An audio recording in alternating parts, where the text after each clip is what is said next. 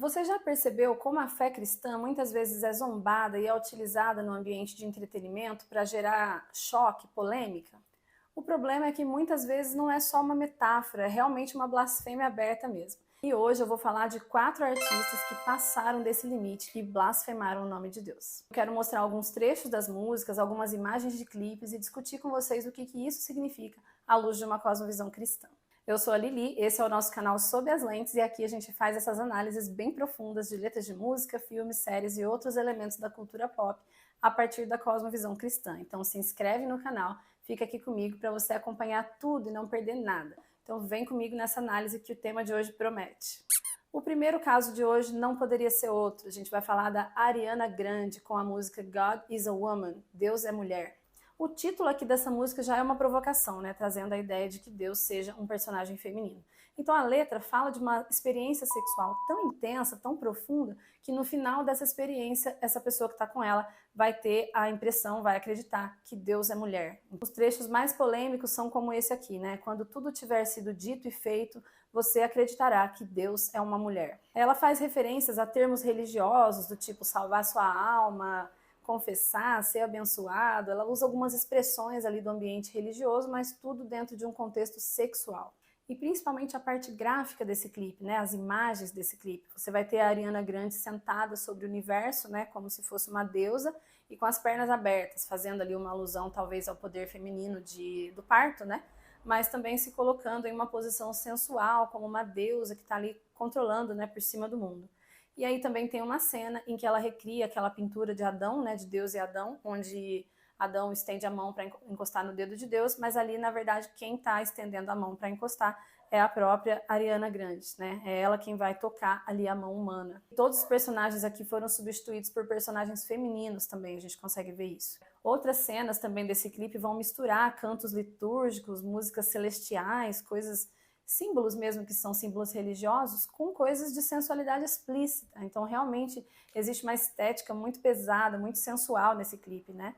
Por exemplo, a gente vai ter uma cena em que ela aparece dentro de uma vela que está acima, assim, de toda a paisagem ali, que dá a impressão de ser uma referência clara àquele texto de João, em que Jesus fala que ele é a luz do mundo. Então ela está dizendo que, na verdade, ela é a luz do mundo, ela está se colocando ali num lugar de uma deusa ou de um deus. Na Bíblia, quando a gente pensa sobre essa questão do feminino, por que é tão agressivo, por que é tão ofensivo para nós escutar que Deus é mulher, né? Muitas pessoas hoje em dia acham isso normal, do tipo, vamos acabar com o patriarcado, com o machismo, por que Deus tem que ser homem, por que Deus não pode ser uma mulher?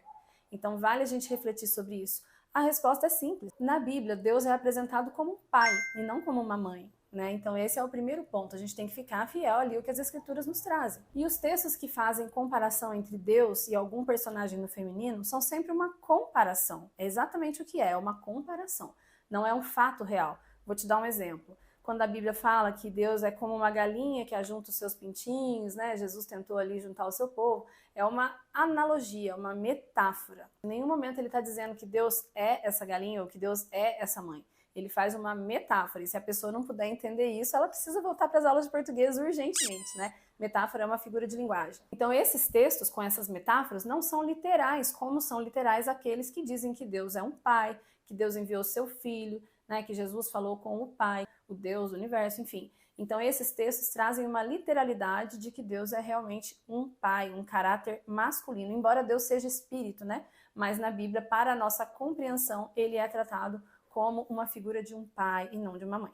E quanto a essa coisa dela sexualizar a ideia de Deus, né, a ideia da deidade, daquilo que é sagrado, né? Não vou nem comentar. O que a gente pode falar sobre isso? Você tentar transformar uma imagem de Deus em uma coisa sensual. Essa metáfora erótica que ela faz ali com a figura de Deus, tentando sensualizar, nada mais é do que uma idolatria, né, do próprio ego, do próprio eu, e também uma blasfêmia, né? Ela está realmente fazendo um uso torpe ali da imagem do Criador. É isso que é tão complicado nessa música e nesse clipe. E o objetivo aqui nada mais é do que engrandecer a própria criatura em lugar do Criador. E quando eu estava preparando esse roteiro, o que me veio à mente foi aquele texto de Romanos 1, onde fala muito sobre como Deus entregou os homens, né, à sua própria maldade, porque eles estão servindo a criatura em lugar do Criador. Vou deixar o texto aqui para vocês. Seguindo em frente, a gente vai para o caso número 2, que é o caso da Billie Eilish. Isso mesmo, essa cantora mais recente, né, novinha que tem aparecido aí, que muitos jovens têm escutado. Gente, se você tem adolescentes no seu círculo de convivência, não tenha dúvida de que essa menina que eu vou falar agora é um grande referencial para essa nossa juventude, tem sido, né, infelizmente. E ela tem um caso bem sério que é a música All the Good Girls Go to Hell, que significa todas as boas garotas vão para o inferno. Já começa por aí, né, mas tudo bem, vamos dar o benefício da dúvida e vamos analisar essa música. A Billie, ela construiu a sua carreira com uma estética bem sombria, bem pesada, sabe? Você ouve as músicas dela, ela te causa uma coisa ruim, não é uma música leve, gostosa, que entrega talento, sabe? Eu, na verdade, acho ela muito pouco talentosa, ela tem uma voz completamente comum, com pouquíssimo recurso, não entrega nada, e ela tem essa estética sombria que sempre faz referências à morte, à queda, a demônios, isso é um tema recorrente no trabalho dela, tá? Então vamos falar aqui sobre os trechos mais polêmicos dessa música. Ela tem uma parte onde fala que até Deus, ela mesma, tem inimigos. Então a gente volta na mesma ideia da Ariana Grande, né? De que ela trata Deus no feminino, como se Deus pudesse ser uma mulher ou uma figura feminina. E aí, continuando a música, vai ter um momento em que ela vai dizer: o meu Lúcifer está sozinho. Olha que pesado isso, né? Uma ideia de simpatia pelo diabo, simpatia pelo maligno. Ai, coitado dele, ele está muito sozinho. Não tem o que comentar, né? A música é autoexplicativa. Aí ela faz várias referências a coisas celestiais, a coisas bíblicas. Por exemplo, ela fala que Pedro parece que está de férias, né? Acredito que seja o apóstolo Pedro.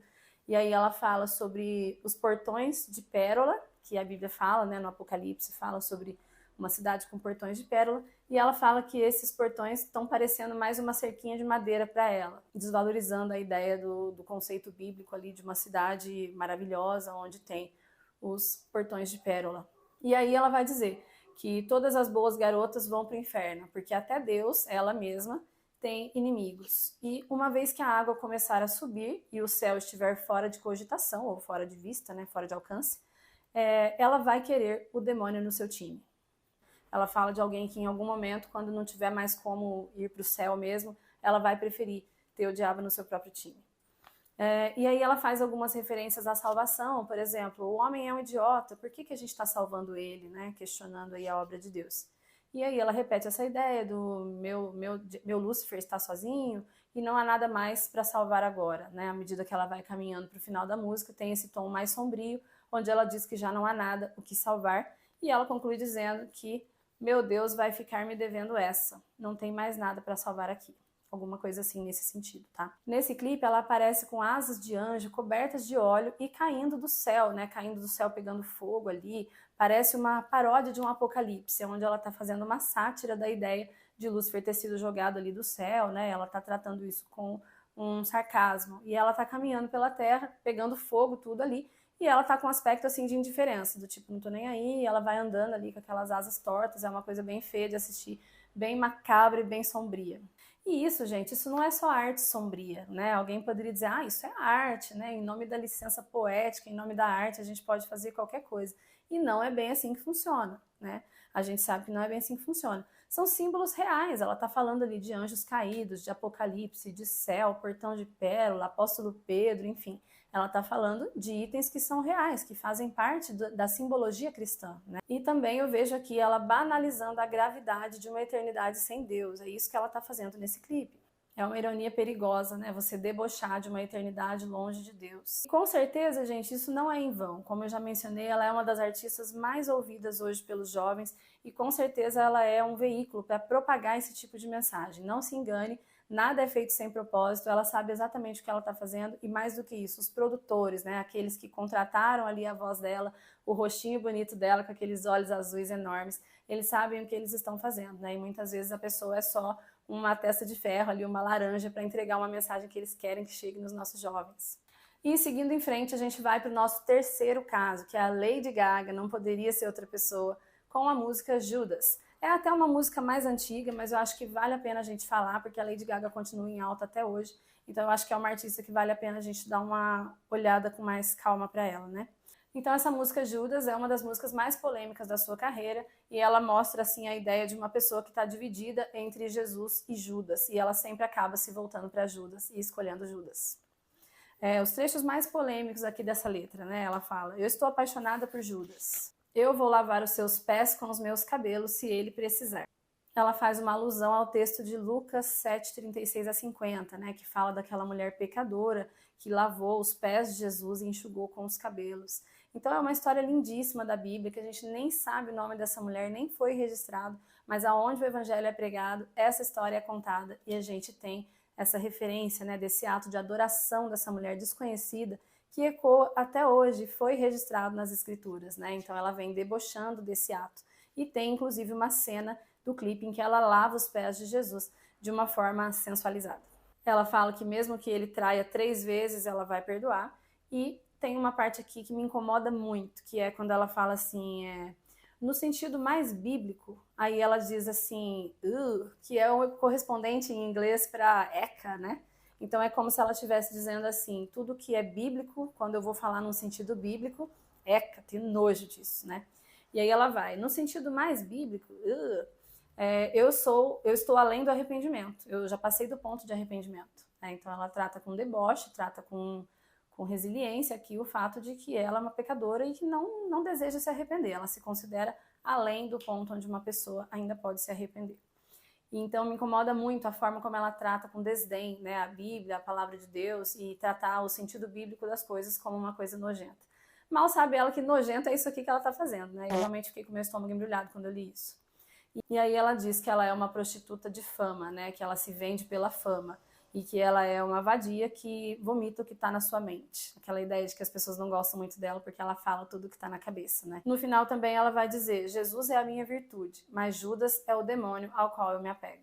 Misericórdia, não? E aí na parte estética do clipe a gente tem a questão das cenas onde ela aparece vestida como se fosse Maria Madalena, dançando com Jesus e os apóstolos ali numa versão meio motoqueiro, né? O problema aqui não é só ela citar Judas. A ideia é que ela realmente está sexualizando e distorcendo os símbolos que são da nossa cosmovisão cristã, que são símbolos da paixão de Cristo. Ela está debochando desses itens, né? É isso que eu acho que é tão complicado. A traição, por exemplo, de Jesus, que na Bíblia representa o pecado e a perdição, ela trata como se fosse um triângulo amoroso, né? Que ela está ali entre Jesus e Judas, como se fosse uma escolha ali, 50-50%, e ela acaba pendendo mais sempre para Judas. E isso, gente, é uma afronta à narrativa sagrada. E aí nós vamos para o nosso caso de número 4, que para mim é o mais grave e o mais complicado. A gente vai falar do Lil Nas no clipe Monteiro e outros clipes dele também, né, que tem essa estética que vai seguir por uma mesma linha.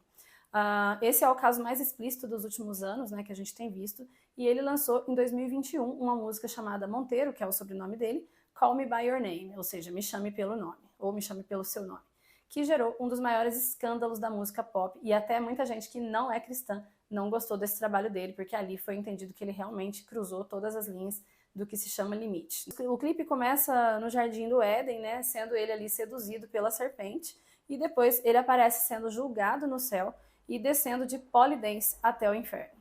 É nesse nível que as coisas estão. A parte mais polêmica desse clipe é quando ele faz uma dança sensual no colo de Satanás, ninguém menos que Satanás. E depois ele mata o diabo e assume o seu trono. Então, assim, a coisa aqui tá muito macabra mesmo e já foi muito além do que muita gente já tinha feito, né? Em paralelo com esse trabalho dele, onde ele começou a ficar conhecido por essa estética mais afrontosa, ele lançou também um tênis conhecido como Satan's Shoes, né? O tênis de Satanás. E esse tênis ele tinha uma estética bem satanista, assim, bem satânica, e tinha também gotas de sangue humano. Esse tênis vinha com gotas de sangue humano na sola. E a gente sabe que o sangue humano é usado muitas vezes em rituais, né, rituais para demonstrar lealdade, alguma coisa assim, no sentido de pacto, de entrega, né? Então, quando envolve sangue humano, a gente é automaticamente remetido à ideia de pacto. E aí ele tem também outros clipes blasfemos, como é o caso de Industry Baby, né, o queridinho da indústria, alguma coisa assim. O Lil Nas já apareceu em cenários cercados de símbolos satíricos, né, ligados ali à religião. E em outra performance ele faz uma paródia com os elementos da Santa Ceia, onde ele está sentado no centro da mesa, como se ele fosse Jesus, mas de uma forma irreverente, né, com roupas ali provocativas, danças sensuais, enfim. Ele aparece caracterizado como Jesus em algumas cenas, mas com um tom debochado e satírico. É importante lembrar também que recentemente ele foi preso após ter sido visto nas ruas ali com praticamente nenhuma roupa, né, um par de botas e uma cueca, e ele agrediu também 2 policiais e estava falando coisas sem sentido, falando nada com nada, e ele chegou a ser preso. Há quem acredite que não tem nada a ver, mas não dá pra gente ignorar tudo que ele fez até aqui. E como é uma coincidência muito grande que o que ele passou, que foi essa humilhação, essa exposição, essa ridicularização, essa vergonha, é nada mais, nada menos do que o que ele tentou fazer com o evangelho. Então, eu deixo para vocês tirarem as suas próprias conclusões. Mas com certeza é um grande retrato de pobreza e miséria espiritual em que ele se encontra. Então aqui, pessoal, a gente já está muito além da metáfora, né, da provocação, é muito mais do que isso. A gente percebe realmente o uso de símbolos bíblicos com a intenção de ridicularizar, escandalizar e zombar de Cristo, ao mesmo tempo em que normaliza a ideia de Satanás. Então isso não pode ser ignorado, isso realmente está muito além da arte e é uma blasfêmia explícita. Então esses 4 casos nos mostram como as questões relacionadas à fé e ao sagrado têm sido usados na indústria musical na intenção de chocar. Mas o resultado é sempre o mesmo, a gente vê a fé sendo zombada e o nome de Deus sendo desonrado. Para nós cristãos, fica um alerta, porque a gente é chamado a não se conformar com o mundo. E tudo isso, todo esse preparo desse roteiro para trazer para vocês, me fez lembrar de um versículo de Eclesiastes que eu gosto muito. Porquanto não se executa logo o juízo sobre a má obra, por isso o coração dos homens está inteiramente disposto para fazer o mal. Eclesiastes 8:11. E o que isso significa é que às vezes olhando a gente tem a impressão que o juízo não vem sobre essas pessoas. Poxa vida, mas Deus vai deixar isso acontecer? E aí realmente a gente tem a impressão de que não vai haver uma justiça, não vai haver uma punição sobre isso, né? Mas a Bíblia deixa claro que é por esse motivo que o coração dos homens continua praticando mal, porque eles têm a impressão de que eles estão impunes. Mas a gente sabe que o dia do juízo virá e virá como um ladrão. E você, já conhecia essas polêmicas? Comenta aqui embaixo para mim qual foi o caso que mais te chocou. Se tem algum caso também de um outro artista que blasfemou e que você se lembra, comenta aqui para mim. De repente a gente pode até fazer uma parte 2 desse vídeo se vocês gostarem. E não se esqueça de compartilhar esse vídeo com alguém. O nosso canal está começando, então é muito importante que você curta, comente e compartilhe para que essa mensagem possa chegar a mais pessoas e mais pessoas desenvolvam esse senso crítico de analisar tudo aquilo que a gente consome a partir das lentes do Evangelho, que é o meu objetivo aqui com vocês. Então, compartilha com alguém e considere se inscrever no canal para você acompanhar tudo, ficar por dentro de tudo e não perder nada. Eu agradeço sempre pela companhia de vocês, que Deus te abençoe e a gente se vê no próximo vídeo. Tchau, tchau. E a gente nem sabe o nome daquela mulher que lavou os cabelos de Jesus. Ah!